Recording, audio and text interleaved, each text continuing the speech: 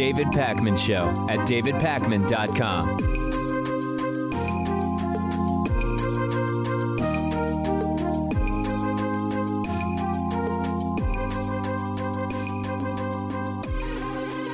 So it's another day and another embarrassing failure for the Trump administration. This time it's Donald Trump's nominee to replace his former Secretary of Defense, Jim Mattis, who has bailed out and wants no part of working for the Trump administration. Donald Trump had nominated a guy named Patrick Shanahan to fill the position, and Shanahan had been the acting Secretary of Defense since Jim Mattis left because he wanted no part of the Trump administration. And before I go any further, this is a serious position. I mean, I don't think I should have to say this, but this is a position that should be filled with a responsible, competent, qualified adult. And Shanahan has announced that he is resigning as allegations that he punched his ex-wife in the stomach have extended an FBI background check into Shanahan. Shanahan has denied punching his wife in the stomach, says his wife actually is the one who started the fight, and ultimately his wife is the one who was arrested and charged with domestic violence.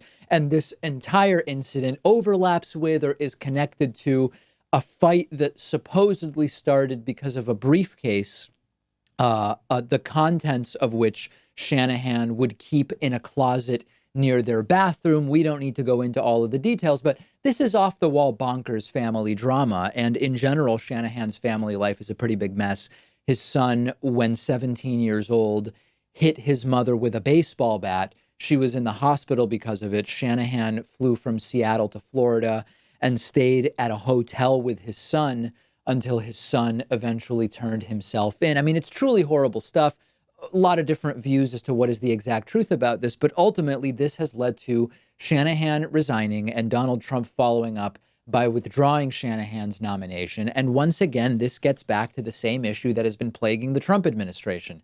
If the Trump administration took background checks more seriously and did their own so-called extreme vetting before the FBI gets into all of this, it would save everyone a lot of public embarrassment. It would save the Trump administration a lot of wasted time in nominating and then withdrawing nominations for people who are entangled in all sorts of personal messes. So this is one of those cases, though, where Trump's embarrassment and failure to get his top pick into a position might actually result in getting somebody even worse on the job. Donald Trump has now named Mark Esper, the Secretary of the Army, to be acting Secretary of Defense. We don't know whether he will be Trump's eventual nominee for permanent Secretary of Defense, but what we do know is that Esper is a total military-industrial complex guy. He's a former executive at Raytheon, one of the biggest contractors, defense contractors in the country, although it's not like Shanahan wasn't connected to the military-industrial complex. Maybe slightly less ominously, Shanahan worked for Boeing for 30 years. But for me, this story is a reminder, yes, of Trump's constant failures that are plaguing his administration, but also of the fact that our government is just riddled with every kind of corporate raider and plutocrat and kleptocrat and corporatist and the like. And we just don't have nearly enough of the right types of people representing us and acting on our behalf. We don't even know at this point, as I said, whether Mark Esper will eventually be Trump's pick for permanent Secretary of Defense. He's just now acting Secretary of Defense. And once again, the whole process starts over again. But the bottom line here is, number one, we have way too many of these military-industrial complex corporate raider types involved in government in the same way that we have too many lobbyists involved and we have too many lawyers involved. And we should have wider representation, although I understand Secretary of Defense, you don't necessarily want a school teacher, although how bad could it get, right? I mean, I would almost consider whether a school teacher could do as good of a job as some of the people that are put in there. But you have to understand that Donald Trump is, if you believe he's draining the swamp, he's filling it with even worse garbage. They're removing recyclable garbage from the swamp and putting in the stuff that won't decompose for a thousand years. But in the back of all of this, is there the possibility that the real reason for the change in who is going to be Donald Trump's Secretary of Defense could be related to Iran policy? Is it possible that as Tucker Carlson is advising Trump on Iran now, I'll get to that story later in the show, is it possible that Trump and Shanahan did not see eye to eye on what Iran policy should be? I don't know. But the real sort of true red alert here remains, which is we still don't have a permanent Secretary of Defense. The last time this happened, I believe, was George H.W. Bush's administration, not George W. Bush, George H.W. Bush before Bill Clinton, when there was an acting Secretary of Defense for around a couple of months, I believe, and no permanent one. If I'm wrong on that, I'm sure people are going to write in and let me know. We've been wondering whether Barack Obama will endorse one of the Democratic primary candidates for 2020, maybe his former Vice President Joe Biden, before the primary is over.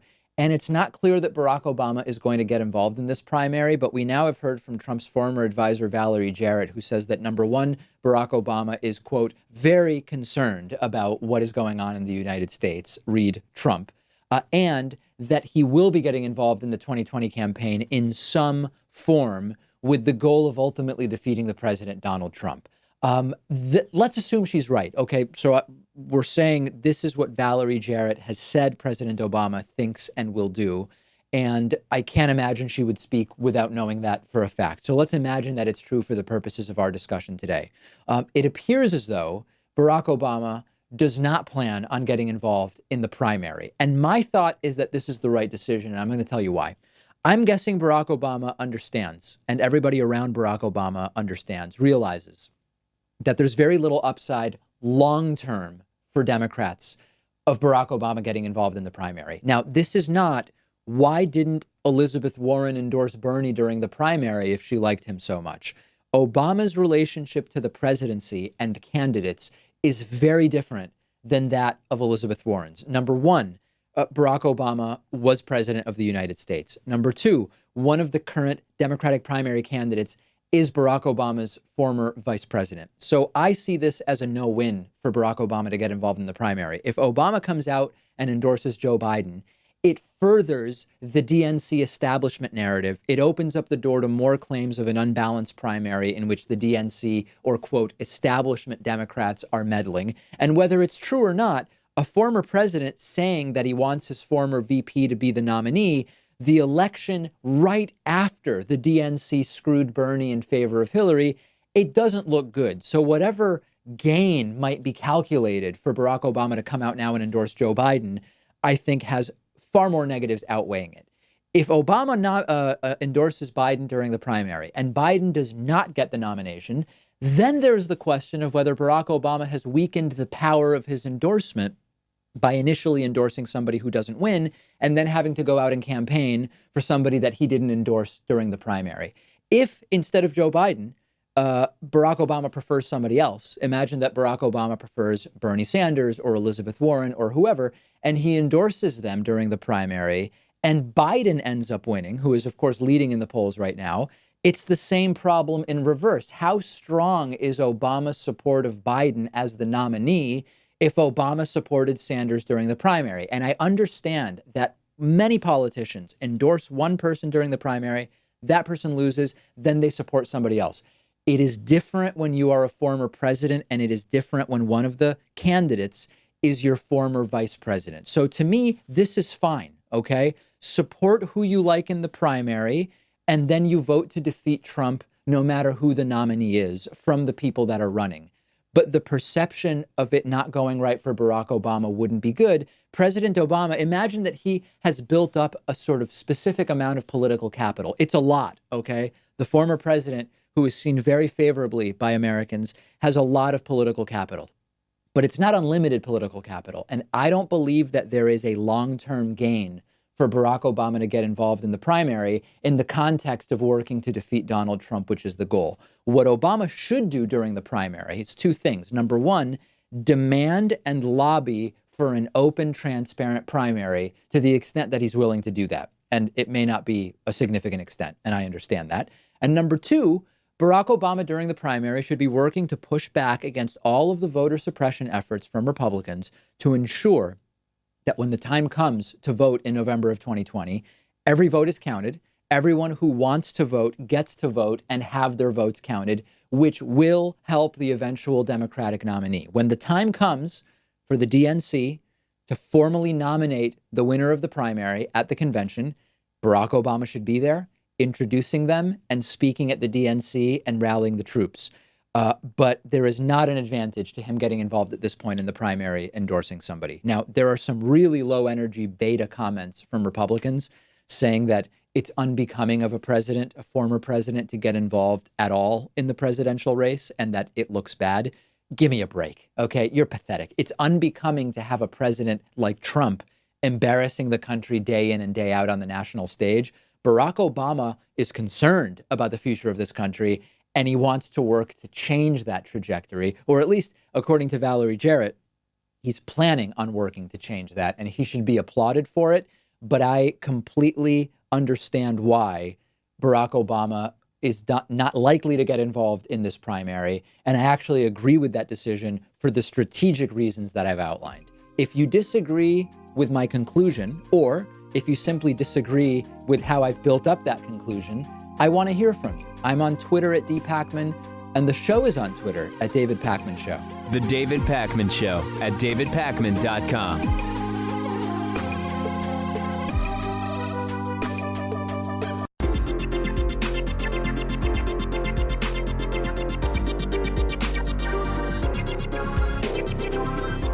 The David Pakman Show at davidpakman.com.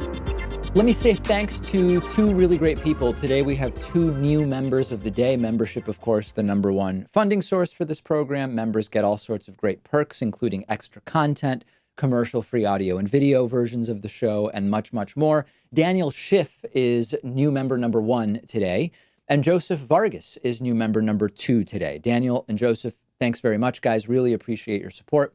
And somebody who's been supporting the show for almost 5 years is Priscilla Berumen, who has been a member since 2014. Priscilla, thank you very, very much. And you can join these great people by signing up in under a minute. It takes under a minute to get it done at www.joinpakman.com. People ask me, David, why do you say www? The reason is when I was saying joinpakman.com, people thought I meant join the website, pakman.com, which is not the right website. So now I say www.joinpakman.com. You can also make a pledge of as little as $1 a month on Patreon at patreon.com/David Pakman Show. But as I mentioned before, we keep 95% of Patreon pledges, which is good, right? I mean, compared to lots of other platforms, that's good. But we keep 98% of membership payments at www.joinpakman.com. So you do the math and figure out what makes sense for you. We have to get to this week's Hatriot Mail. Hatriot Mail is when a professional voiceover artist does interpretive readings of the really whacked out Hatriot Mail that I get. Here's a quick reminder about Hatriot Mail. It's like a mandatory transvaginal ultrasound for your mind.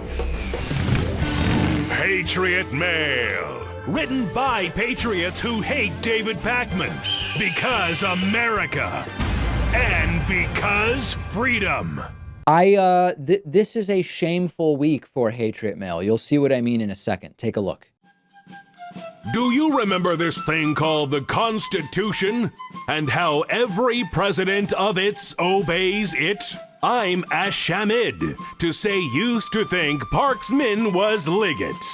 This post proves he's out a shill to get hits. You're bigoted and you're a shill. 636K? Bullshit. No chance in hell 636K subscribes. Don't just leave social media. Leave your show. Yeah, I would be ashamed to send in a message like that to a program, knowing that it's possible that it might make it onto the air. And the best thing you can do, if you are, it's funny, Hatriot Mail motivates, I go on these rants about membership culture and supporting the media that we want and disconnecting advertiser support from the financial viability of programs that we like and all of this stuff. And yeah, some people get motivated to sign up for membership with that. The amount of people that sign up as a result of Hatriot Mail is stunning. It's almost like I should just play a Hatriot Mail every week and we would have significantly more membership signups, because the best way to fight patriotism is to go to our website, davidpakman.com/membership, and sign up with the coupon code Hatriot40, HATRIOT40. When you do that, you save 40% off of your membership. And it's like a double middle finger to the Hatriots, telling them you can say whatever you want, but we are here and we are supporting progressive independent media. At least that's how I interpret it when someone signs up on our website with the coupon code Hatriot40. I invite you to do the exact same thing. Let's talk about the Fox News presidency. The Donald Trump presidency can, in a sense, be called the Fox News presidency, because we know that Donald Trump mostly watches Fox News. We know that Donald Trump will often tweet in relation to or get involved in topics that come up during Fox News programs, including Fox and Friends, their morning show, which seems to be a favorite of Donald Trump's. And it's happened many times that a topic Trump hasn't talked about before will be discussed on Fox and Friends in the morning. And then suddenly, 5 minutes later, 10 minutes later, Donald Trump is tweeting about it and he's getting involved in it. We then subsequently learned that there's actually more to it, because not only is Donald Trump's sort of agenda being set, in a sense, by Fox and Friends in the morning, Donald Trump, we learned, is regularly speaking privately to Fox News propagandist Sean Hannity. They'll often speak at night. Hannity sort of putting Trump to bed, as the case may be in practice. And Sean Hannity, all of a sudden, has significant influence on the president and on this sort of agenda-setting power that is given to a lot of the people that Donald Trump chooses to allow into his inner circle. It's getting even worse, though. There is now a Daily Beast article which reveals that Fox News host Tucker Carlson, who, of course, has lost many advertisers over his xenophobic rants on the channel in the last year or so, Tucker Carlson is privately advising Donald Trump on topics of foreign policy. It appears specifically related to the Middle East. And most recently, it's specifically related to Iran. What on earth does Tucker Carlson know about Iran, you might ask? And that's a good question, although it appears that Tucker Carlson may actually be advising Donald Trump in the right direction when it comes to the topic of Iran. And I'll get to that in a second. You'll maybe, to set the stage, remember that Donald Trump's Iran policy has been completely abortive. So if he's been influenced by Tucker Carlson already, it's possible that Tucker Carlson has been guiding him astray. And in general, when I hear that Trump is taking foreign policy advice from the guy who lost advertisers for lamenting that the United States, as it becomes less white, is less American, I'm concerned. But, and this is a big but in this particular case, reports are that Tucker Carlson has been telling Donald Trump not to take military action against Iran, which seems to be the exact opposite of what people around Donald Trump, like Warhawk National Security Advisor John Bolton, would be telling Donald Trump to do. There's a senior administration official who told the Daily Beast that Tucker Carlson has been bashing Donald Trump's more hawkish administration members. And in fact, on Monday, Tucker Carlson actually said on his Fox News program that the intelligence around Iran and the recent oil tanker attack in the Gulf of Oman is reminding him of the bogus intelligence that led up to the war in Iraq back in 2003. And this is not surprising. I mean, Tucker Carlson has talked about this before. This clip I'm going to play for you is from almost a year ago, and you will hear Tucker Carlson saying that a war with Iran would destroy Donald Trump's presidency. He's been saying this for a while. We are moving toward, however slowly, some kind of confrontation with Iran. Now, that should worry everybody, but it should especially be of concern to anyone who supported the president. If President Trump decides to go to war with Iran, it will destroy his presidency, just as the Iraq War destroyed the presidency of his Republican predecessor, George W. Bush. Attacking Iran is not like intervening in Libya or Syria, or even like invading Iraq. It entails far greater risk and much higher costs. Where Tucker is wrong is that while in an academic and historical sense, the Iraq War did destroy George W. Bush's presidency, he still got reelected while that Iraq war was going on. And the talking point of we shouldn't change horses midstream was one of the arguments that realistically got George W. Bush some more votes. So while it's true that war with Iraq destroyed Bush's legacy electorally, it wasn't bad for him. And electorally, Donald Trump going to war with Iran might also not be a bad thing for him. But ultimately, Tucker Carlson is right here. And I have no problem saying it. I mean, listen, if Tucker Carlson is pushing Donald Trump to stay out of Iran, that's good. It's disgusting that xenophobe Tucker Carlson has influence in this way and that he seems to have been brought into Donald Trump's very vile and disgusting inner circle, which includes people like Sean Hannity, in addition now to Tucker Carlson. Carlson is regularly wrong about endless things. It's pathetically embarrassing that Donald Trump is so influenced by what goes on at Fox News day in and day out. And the agenda-setting power that Fox News and its hosts have gotten is disturbing to anyone who is clear thinking and rational. But I don't want Donald Trump going into Iran. And if Tucker Carlson is telling Donald Trump not to go into Iran, that's a good thing. There's just lots of other people who know much more and are otherwise much more correct on world issues than Tucker Carlson, who would also be telling Donald Trump, you shouldn't go into Iran. And by the way, Donald Trump is now insisting that Iran abide by the Iran nuclear deal, which he bailed out of months ago. And we are going to talk about that a little bit later on in the program. Make sure you are following The David Pakman Show on Instagram. At David Pakman Show is our handle on Instagram. And while you're there, follow me on Instagram at david.pakman. I just surpassed, I believe it's 50,000 followers on Instagram, and I would love for you to make it 50,001. Follow me on Instagram at david.pakman. Quick break, much more coming up after this. The David Pakman Show at davidpakman.com.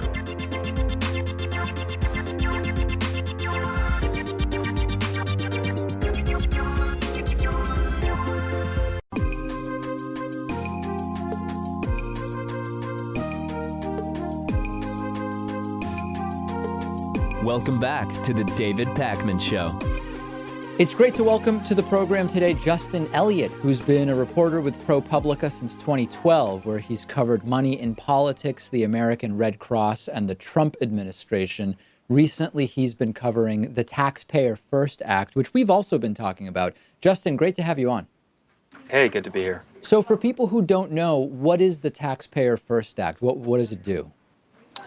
Sure. So it's actually kind of like an omnibus bill that makes a bunch of changes to the IRS. But the thing that we've been focused on is it in its old version, it would have put into law a deal between the IRS and the tax filing industry, basically TurboTax, that would have, among other things, restricted the IRS from creating its own sort of government tax filing system. That's exactly right. And Richard Neal, who's a congressman here in Massachusetts, has been involved with this. And sort of sadly, I mean, I like the guy personally, and he was like the first, when I started doing this show, the first sort of real elected official that I ever met. But I'm not particularly thrilled with his role in this. And it's not necessarily a unique role. I mean, this is actually relatively uncontroversial within some sort of establishment circles in the House and Senate, that there seems to be a sort of you scratch our back, we'll scratch yours, sort of crony capitalist. I mean, it's like the worst of the worst in an area that a lot of people don't even know is taking place in a sense. Yeah, I mean, so it gets into this whole area of tax filing and sort of, the annual ritual that we all go through of doing our taxes.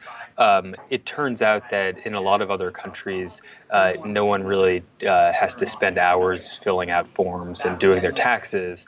And the fundamental reason for that is that the tax agency often already has your data. So if you're getting paid every couple weeks and taxes are being automatically taken out of your paycheck, right, then the IRS already has all those numbers. And so in many other countries, they have what's sometimes called return-free tax filing, which is basically the IRS takes all the numbers they already have, pre-populates your return, and then you sort of just look at it and click OK if it's all good. And so the question becomes, well, why don't we have that here? And the answer, or at least part of the answer, is that TurboTax, the company that makes it, Intuit, and the rest of the industry have been lobbying against that kind of system for at least 20 years at this point. Yeah, and so the way this works is pretty simple, which is if you make money off of a process that is perceived as too complicated to do, or actually is too complicated to do without these pieces of software, you're far more likely to buy one of these pieces of software and pay the filing fees. Now, what a lot of people don't know, and correct me if I'm wrong, I'm going off the top of my head, if you make under some certain amount of money a year, it might be in the 60,000s, federal filing already is free, and those companies like TurboTax provide that free federal filing, but they just don't make it too easy to figure that out for yourself. You're exactly right. So basically what has happened is TurboTax and the rest of the industry have made this deal with the IRS. It's called Free File. And the deal says two things.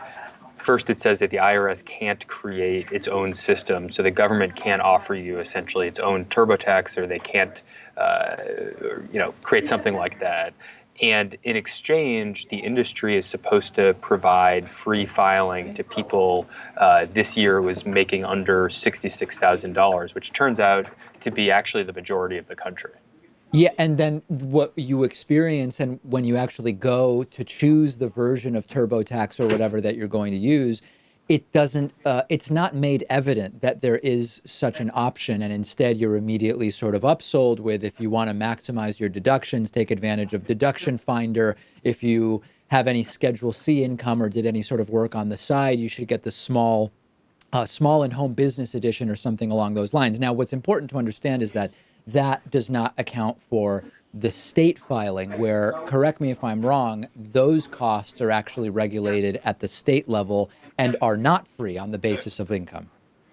It's a whole sort of complicated patchwork. And so at the heart of it is, as I mentioned, there's this program called Free File that actually literally most Americans, 70%, should be able to use to file at least federally for free. But what TurboTax and Intuit, the company that makes TurboTax, has done is create a separate product that very confusingly is called just Free. So Free File and free are different things. And almost no one actually finds the sort of truly free Free File version, because Intuit advertises this other version. And if you end up in this quote unquote free edition, in fact, many people will end up having to pay $100, $200, even though if they had just gone to a different website, it would have actually truly been free. And this is essentially a significant part of the company's business model at this point. What's the argument that the government makes for kneecapping itself on this? In other words, we can kind of try to infer what's going on behind the scenes, but what is the sort of public-facing explanation that the government says, we believe in restricting ourselves in this way? That's a really good question. I've actually never heard anyone at the IRS address that aspect of it. I would be very interested to hear their answer. I mean, we've asked them about this. What they will say more generally is that they support this program because it's a public-private partnership where the government, instead of having to spend money on creating its own system and employing people, will sort of lean on this already existing private industry that's offering this product for free, which sounds good and might be a good thing if people were actually using it. But in fact, something like 2 or maybe 3% of Americans who are eligible for this Free File program actually use it. So virtually no one who's eligible actually uses it. And we've never really been able to get anyone in the government to comment on why those numbers are so low and sort of what their thinking is in the program. This seems to me like one of those things that is really negatively affected by the way that our election system works and the way that appropriating money works. Because if you want to, it would take longer, certainly would be my guess, than like a term in the House to make this a reality if the government did want to develop its own system and software. It might even take longer than a presidential term. And so in the short term, if you want to push this forward, you would have all of these elected officials who are not actually going to be around in all likelihood, or might not be around when it actually becomes real, but they have to take the sort of political hit of saying they want to spend the money and appropriating the money and the political football of debt and deficit, why bother, right? They can just accept contributions from these industries and keep doing what they're doing. Yeah, I mean, so there's a couple things going on. So first of all, as you know, so I mean, Intuit and H&R Block, the rest of this industry, are giving a lot of money to members of Congress of both parties, including Richard Neal there in Massachusetts, who of course is the chairman of the Tax Writing Committee, Ways and Means Committee in the House. They're also spending millions of dollars lobbying. It's very much a sort of bipartisan thing. Another thing I would note is that there actually is a bill in Congress that I believe has been introduced by Elizabeth Warren and some others called like the Tax Simplification Act or something like that, that would push the government in this direction. So there is legislation out there. And the last thing is that, I think you're right that it would be a sort of heavy lift for, first of all, for Congress to appropriate money to the IRS to sort of create its own system. But there is another option, which is the government could just sort of contract with one of the companies to create a system. And actually, the Pentagon already does this. If you're in the military, there's a whole special military tax filing service that's just a contract that is presumably much cheaper when you're talking about how much money people are ultimately spending than individual consumers going to like TurboTax.com. That's super interesting. It's like taking Medicare and expanding it to Medicare for all. It's taking the system that's already in place for members of the military and saying, hey, we could conceivably expand this to include everybody. What else does this act, the Taxpayer First Act, do outside of what we've been talking about so far that maybe is less publicized but important? Yeah, so there's a whole bundle of sort of technical and boring changes to the administration of the IRS. One of the other kind of headline provisions of it is, and I think this is one of the reasons why it got a lot of Democratic support also, is that it restricts private debt collectors from going after lower income people who owe back taxes, essentially, which apparently is a practice that currently happens, which I didn't know before I started writing about this. And I believe it also gives some money to another tax prep program, volunteer tax prep for lower income people, which is called VITA. So there's a couple things like that, but it's generally, this bill was sort of non-controversial, except for this free file provision, which after we started writing about it and writing about the company's practices and sort of tricks to get people away from this truly free version, that provision actually was stripped from the bill a week or two ago. So it's no longer in there. So let's go back to what you said about debt collectors and people who owe back taxes. I want to understand exactly what they're doing. The idea is that the debt collector would target low-income people who owe back taxes for what exactly? Do they fraudulently claim that they will help them with their back taxes, or are they taking advantage of people who might have other outstanding debts on the basis that knowing they owe back taxes, they might be more manipulatable in some way? My understanding of it is that actually the IRS these days uses private debt collectors to go after people who, have not paid their taxes in some previous year. Understood. So they owe back taxes.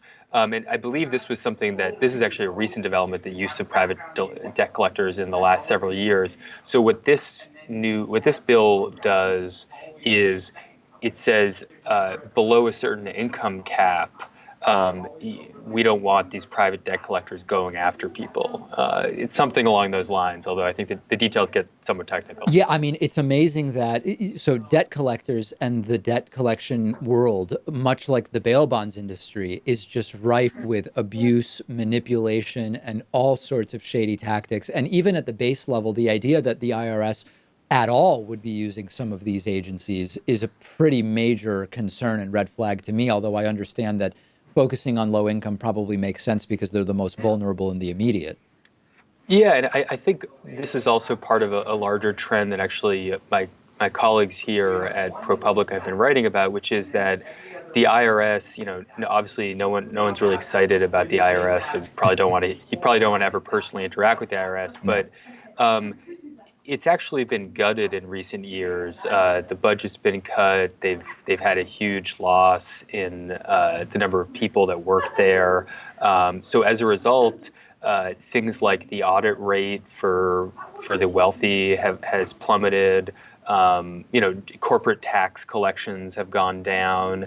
So this is my sense is that the use of private debt collectors is one small part of this larger story of the IRS just being gutted, and so they can't do basic functions anymore that they used to do. And what's important to understand is that that is seen as a feature and not a bug by those who claim to be about small government and taking power away from the government when it comes to taxation and tax collection. When I hear you say that, that sounds like a problem, but there's a huge political contingent in this country that says, oh, that's good. We want the IRS to be hampered in what it's able to do. Yeah, that's right. And I think that they would argue that the agency's too large and it's too strong. We don't want a strong tax collection agency, and this goes back to to at least the 90s, when you may remember there were congressional hearings in the mid 90s, I believe, about how the IRS had sort of gotten out of control, and that's kind of the modern roots of this whole movement. Yep, it's been around for a while, and it will sometimes resurface, including under the Obama administration during the so-called political targeting of on the basis of the political orientation of nonprofits for audits, which we, of course, learned was not what it was made out to be. Justin Elliott has been a reporter with ProPublica since 2012. He has been covering the Taxpayer First Act recently. Justin, great to talk to you. I appreciate your time. Thanks a lot. The David Pakman Show at davidpakman.com.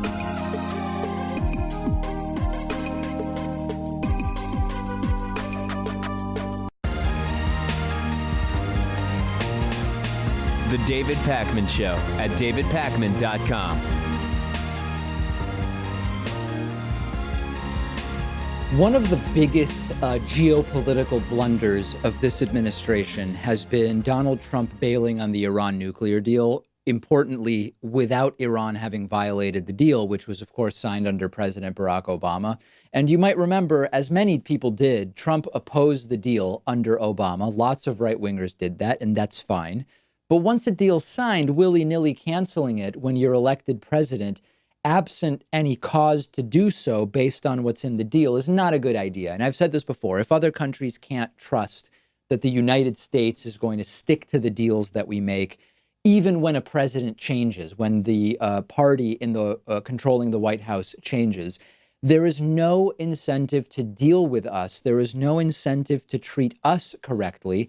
It's geopolitically a disaster, and that's exactly what it has been. I also told you several weeks ago that Iran, completely predictably, is now resuming nuclear research and development, possibly for nuclear energy, possibly for nuclear weapons, which, of course, I don't want them to have. But the point is, they're resuming enrichment of uranium, which I don't want them to do. But given the circumstances, it's perfectly logical, it's perfectly rational, and it's what we would expect that they would do.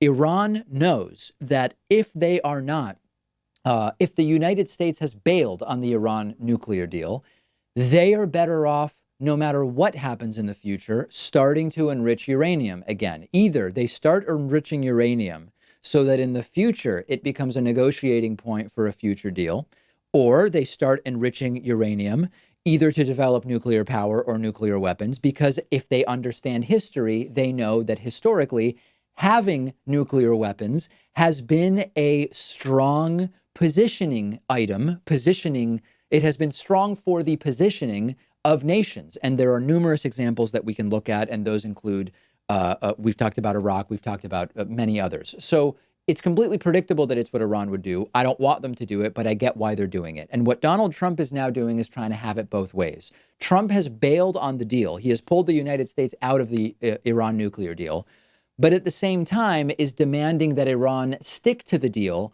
unless they want to face further consequences for not sticking to the deal. And here's the loophole that the Trump administration is trying to use to justify this nonsense. What the U.S. is saying is that even though we pulled out of the deal, there are other countries that are still in the deal. And this is, of course, the height of absurdity. Donald Trump backed the United States out of the Iran nuclear deal.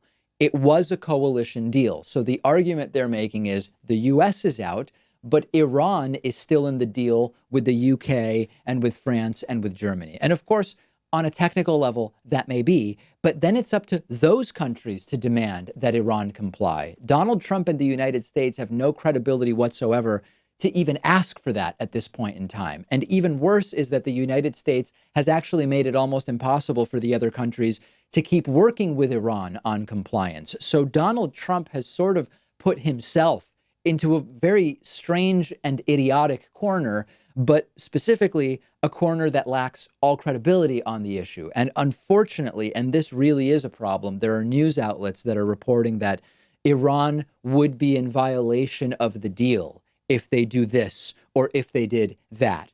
Trump ripped up the agreement. It makes it hard for other countries to keep it going when Donald Trump does that. And then yet he still insists that Iran has to stick with the deal. And more importantly, maybe, we're used to Trump's hypocrisy and idiocy and ignorance domestically. But geopolitically, this starts to put Europe once again potentially at odds with the United States.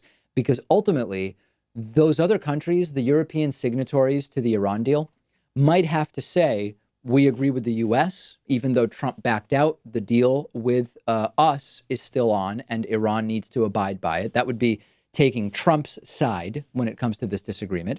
Or the European signatories might say, even though this is a multi-part deal, by ripping it up as far as American involvement, the deal is effectively dead. And we really have no sort of compliance authority to enforce that Iran stick to it. And this is yet another one of these examples of how the United States will be pitted against Europe. And we've talked about this before. When the U.S. and Europe are at odds, this is a win for Putin, who wants to put a wedge between the United States and our allies. A lot of Putin's prerogatives and priorities when it comes to NATO relate to driving a wedge between the United States and Europe. This relates to so much of what we've been talking about over the last couple of years. And it's not this cartoonish Trump and Putin colluding thing. It's that Donald Trump doesn't even have the wherewithal and the knowledge and the intelligence, quite frankly, to even understand the ways in which his actions and statements regarding Europe and other allies and his looking away when it's convenient to look away from authoritarian leaders doing absolutely terrible things. It all fits into a politic that benefits Vladimir Putin in a world in which Russia and China are increasingly aligned to the detriment of the United States as sort of the third leg of the superpowers, the three growing geopolitical superpowers. And we've talked about this many, many times before. It doesn't have to be Trump colluding with Putin to be executing a politic that benefits Putin in ways that Russia has been thinking about and talking about at least for 2+ decades, if not longer. This, in the end, is going to be what it's about. We'd be better off if Donald Trump had not backed out of the deal. Iran would be further back in their nuclear development. Everyone would be safer with an Iran that is still part of the deal and complying with the Iran nuclear deal. Instead, we have an Iran that is newly invigorated in its nuclear development. There are new discussions of war with Iran on the table, and it's absolutely absurd and utterly embarrassing on the national stage, which has basically been the theme of this administration. If you disagree, let me know. I want to hear from you about the Iran nuclear deal, about Iran's actions in resuming enrichment of uranium, about the context in which Putin likes the idea of the United States at odds with Europe, about what does or doesn't Iran have to do with regard to what is remaining, the tatters of the Iran nuclear deal. Let me know what you think. We've talked before about how during the Obama administration, Republicans insisted in baseless conspiracy theories relating to President Obama about Obama planning to or wanting to or scheming to stay in power longer than 2 presidential terms. Sometimes it would be Obama's going to declare martial law to justify suspending the 2016 election. Sometimes it was Obama's going to change the Constitution so that presidents can have 3 terms or unlimited terms or whatever. And anyone who had a good head on their shoulders realized that from day one, it was absolutely ridiculous and completely not based in fact. But there were lots of Republicans that fell for that conspiracy, just like they fell for the Trump fomented birther conspiracy theory. So this, unfortunately, was a topic of discussion among certain enclaves of the right while Barack Obama was president. Obama will not relinquish power. He will do everything under the sun possible to try to stay in power beyond 2016. Of course, it never happened, and that was completely predictable. Donald Trump, on the other hand, has actually signaled that he at least has aspirations to more than 2 presidential terms.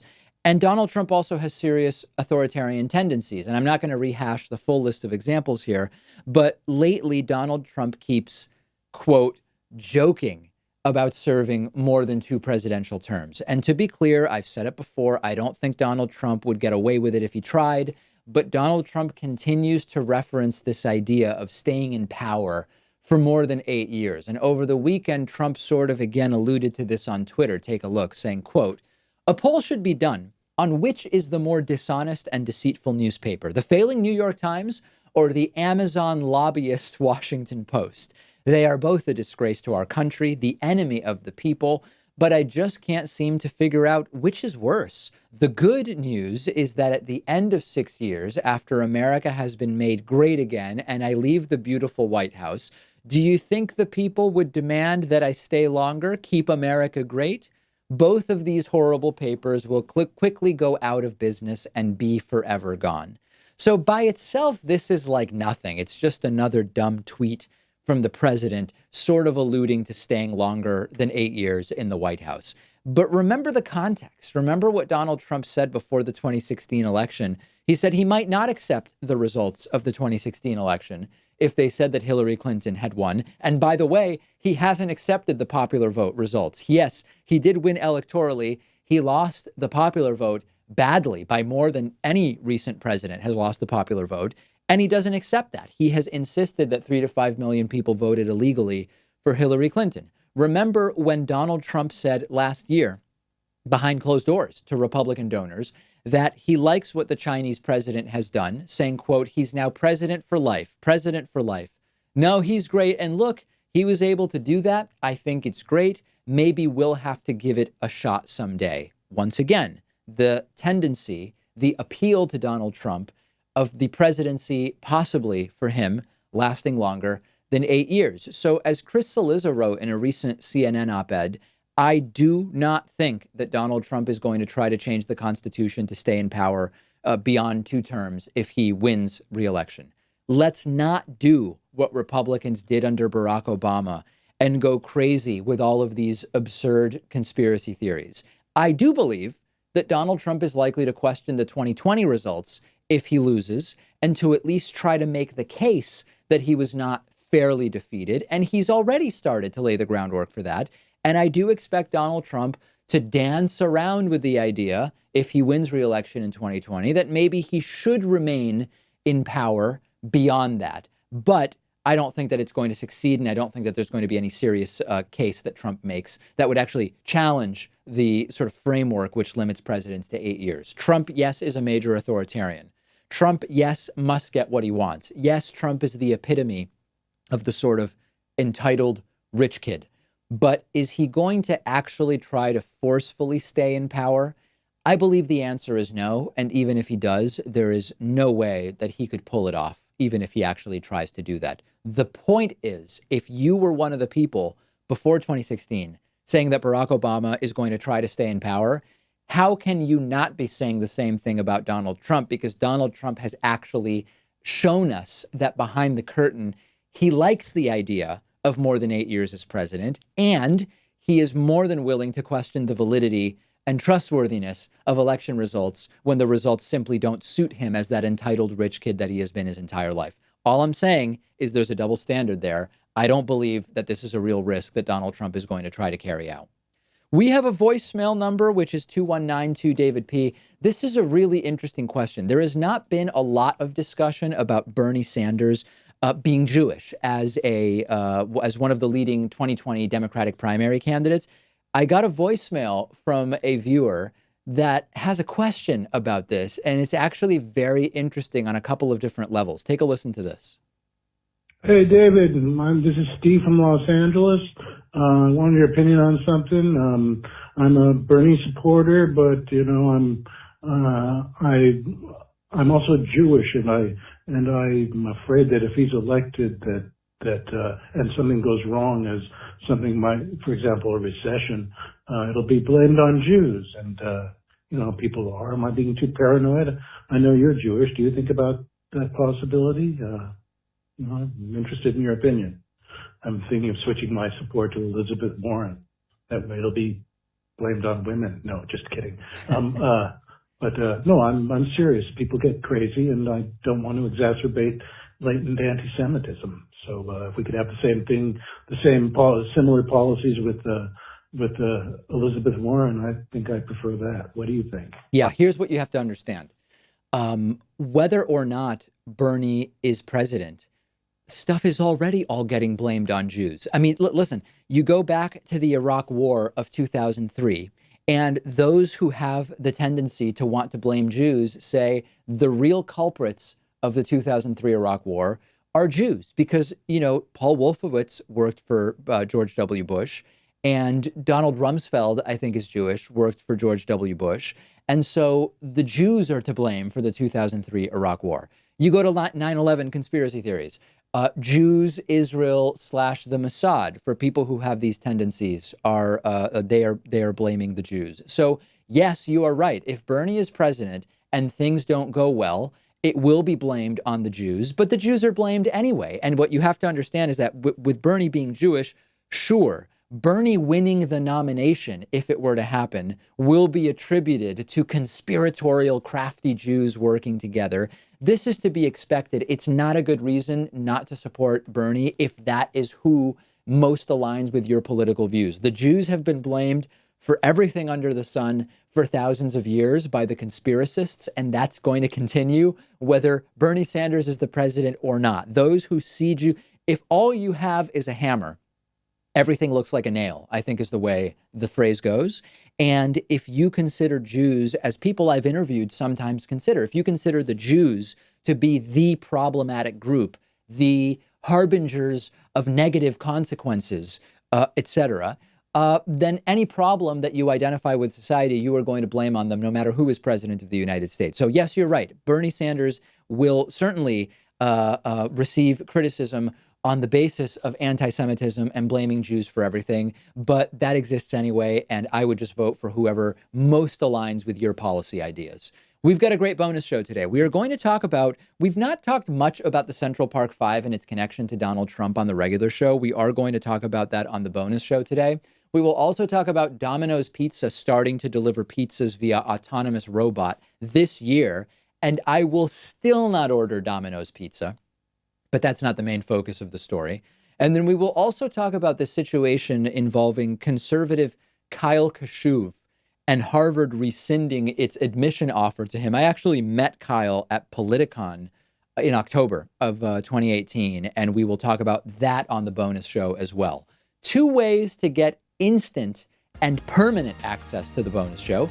Become a member at www.joinpacman.com or become a patron at patreon.com/David Pakman Show.